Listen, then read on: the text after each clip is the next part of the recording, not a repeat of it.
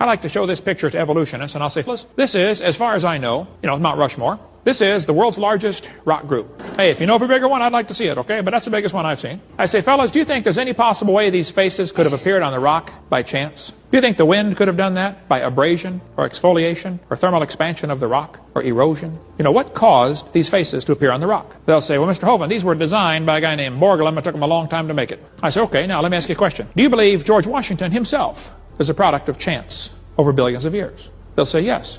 I say, wait a minute. You don't think his face could appear on a rock, but you do think his whole complex anatomy with 50 trillion cells could happen by chance. Are you dumb in any other area? Or is that the only one? Had to be designed. But see, they avoid using the word designed in textbooks. Watch this carefully. They say, boys and girls, notice how plants are adapted to their environment. They say gills are an adaptation to living in water. Why don't they say designed? By the way, how did the fish live before they adapted the gills? Oh, well, you see, for millions of years, none of them lived. They all died. Oh, is that how it worked? Yeah, that'll work. They avoid that word design because then some kid's going to say, who's the designer? And that might bring up an embarrassing situation in class, so let's just avoid using the word design. Now look, I have a Casio Databank stopwatch. It holds 300 phone numbers. It's a calculator, a stopwatch, an alarm clock, and a countdown timer. It does not tell time.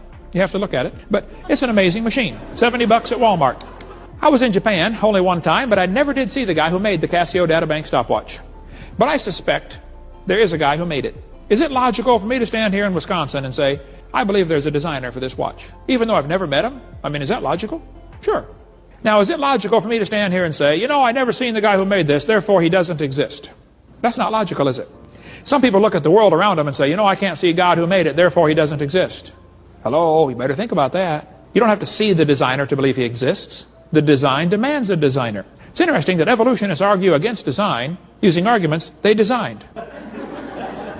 One guy wrote a whole book called The Blind Watchmaker. He said it could have happened over billions of years. Well, why'd you write a book about it then? Why don't you throw a bunch of ink out in the paper and see if it made your book? Michael Behe's got a great book showing the complexity of nature and how it simply could not have survived. It could not have happened by chance.